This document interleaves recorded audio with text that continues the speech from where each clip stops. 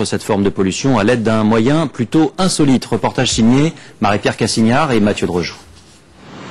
Bataille pour la nourriture. Tous les jours, sur cette place parisienne, le même rituel. Près de 700 pigeons rassemblés, une jolie carte postale pour les touristes, un cauchemar pour les commerçants.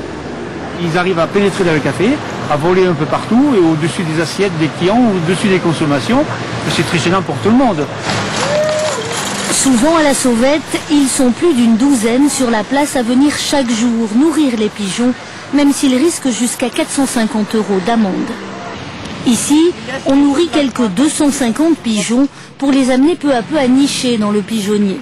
Un pigeonnier contraceptif, 80% des œufs sont stérilisés, tout simplement en les secouant.